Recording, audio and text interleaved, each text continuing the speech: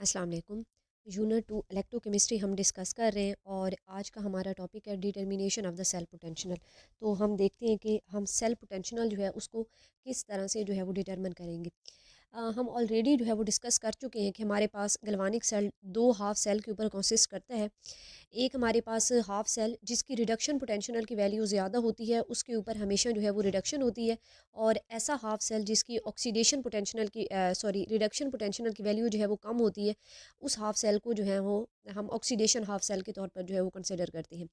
तो फिर हम ऐसा हाफ सेल जिसकी रिडक्शन पोटेंशियल की वैल्यू स्मॉल होती है, उस के ओवरऑल रिएक्शन को जो है हम रिवर्स करते हैं। और दोनों रिएक्शन रिडक्शन जो हमारे पास रिएक्शन होता है, रिडक्शन हाफ रिएक्शन, और सेकंड हमारे पास ऑक्सीडेशन हाफ रिएक्शन है। दोनों रिएक्शन को हम कंबाइन करके ओवरऑल सेल रिएक्शन जो है वो फाइंड करते हैं। और अगर हमें स्टैंडर्ड सेल पोटेंशियल, जिसको हम EFMF भी कहते हैं या ई नॉट सेल से जो है वो रिप्रेजेंट करते हैं, वो हम बेसिकली फाइंड करते हैं। दोनों जो हाफ सेल हैं उनकी रिडक्शन पोटेंशियल की वैल्यूज़ जो है उसका हम डिफरेंस लेते हैं और हम फार्मूला यूज़ करते हैं E naught cell equal to E cathode minus E anode.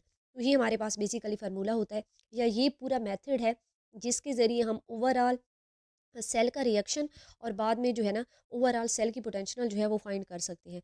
तो अभी हम एक एग्जांपल जो है उससे ये सारी चीज़ जो है वो क्लियर करने की कोशिश करते हैं। हमारे पास एक हाफ सेल जो है हमें दिया हुआ है, एक गल्वानिक सेल जो है हमें दिया हुआ है।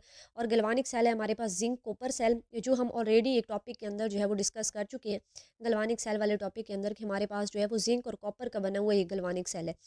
लेफ्ट साइड पे उसके हमारे पास जो है वो जिंक हाफ सेल था और राइट साइड पे हमारे पास जो है वो कॉपर हाफ सेल था। अब आपको जो हाफ सेल है उसके दोनों हाफ रिएक्शन जो है यहाँ पे गिवन है। जैसे ये हमारे पास हाफ रिएक्शन है और सेकंड ये हमारे पास जो है वो हाफ रिएक्शन है कॉपर का। तो दोनों हाफ रिएक्शन हमें रिडक्शन मोड में दिए हुए हैं according to the IUPAC recommendation. तो ये हमारे पास दोनों जो है ना रिडक्शन मोड में है। इसके बाद हमारे पास दोनों की जो है ना रिडक्शन पोटेंशियल की वैल्यू यहाँ पे गिवन है, कि दोनों की रिडक्शन पोटेंशियल की वैल्यू जो है ना हमें यहाँ पे दी हुई है। हमने सबसे पहले ये देखना है, इन रिडक्शन पोटेंशियल की वैल्यू को जो है वो कंपेयर करना है, और हमने देखना है कि रिडक्शन पोटेंशियल की वैल्यू जो है वो ज़्यादा कौन सी है और जो है वो स्मॉलर वैल्यू कौन सी है। तो एक हमारी जो जिंक वाली है उसकी रिडक्शन पोटेंशियल की वैल्यू है -0.76, और जो रिडक्शन पोटेंशियल है कॉपर की उसकी वैल्यू है +0.34। तो ऑब्वियस सी बात है कि ये हमारे पास स्मॉलर वैल्यू है -0.76। जिंक की जो है वो रिडक्शन पोटेंशियल की वैल्यू स्मॉलर है as compare to the copper, जिसकी जो है वो +0.34 के अंदर जो है वो वैल्यू आ रही। तो हमने अभी स्टार्ट में ये कहा कि हमें जो दो रिएक्शन दिए हुए हैं, जो दो हाफ सेल रिएक्शन दिए हुए हैं, दोनों की रिडक्शन पोटेंशियल की वैल्यू को हम कंपेयर करेंगे, और जिसकी स्मॉलर रिडक्शन पोटेंशियल की वैल्यू होगी, जैसे ये जिंक की है, तो उस स्मॉलर रिडक्शन पोटेंशियल वाला जो हमारा हाफ सेल रिएक्शन होगा, उस रिएक्शन को हम रिवर्स करेंगे। तो ये जिंक वाला जो रिएक्शन है इसको हम रिवर्स करेंगे, मीन इसके ऊपर ऑक्सीडेशन होगी, क्योंकि ये पहले रिडक्शन मोड में दिया हुआ था, अब यहाँ पे ऑक्सीडेशन होगी। जिंक इलेक्ट्रॉन लूज करेगा, जिंक +2 आयन के फॉर्म में जो है वो चेंज होगा, तो ये हमारा ऑक्सीडेशन हाफ रिएक्शन बन जाएगा। और कॉपर वाला सेम उसी तरह जो है वो रिडक्शन हाफ रिएक्शन रहेगा। तो अब हमने नेक्स्ट स्टेप के अंदर इन दोनों हाफ रिएक्शन को कंबाइन करना है, और ओवरऑल जो है वो हमारा सेल रिएक्शन जो है वो आ जाएगा। सेम उसी तरह हमने इनको कंबाइन करना है कि इलेक्ट्रॉन यहाँ पे प्रोडक्ट के अंदर मौजूद हैं, और यहाँ पे इलेक्ट्रॉन जो है ये हमारे पास रिएक्टेंट में मौजूद है, तो इलेक्ट्रॉन एज अ होल जो है वो कैंसल आउट हो जाएंगे। हम दोनों रिएक्टेंट को कंबाइन करके रिएक्टेंट के फॉर्म में लिखेंगे, और दोनों प्रोडक्ट जो है ये हमारे पास इस तरह प्रोडक्ट की फॉर्म में आ जाएंगी। ये सेल रिएक्शन है।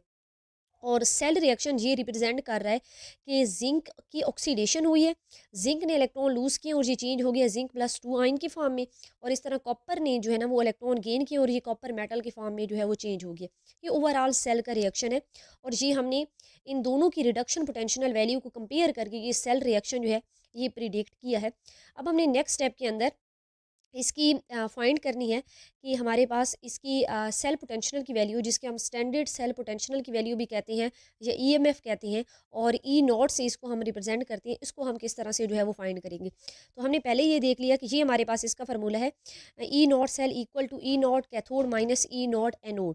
तो पहले हमने कैथोड की वैल्यू लेनी है और उसको माइनस कर देना है एनोड की जो वैल्यू आपको दी हुई है, इन दोनों को इस तरह माइनस कर देना है। तो कैथोड वो आपका इलेक्ट्रोड होता है जिसके ऊपर रिडक्शन हो रही होती है।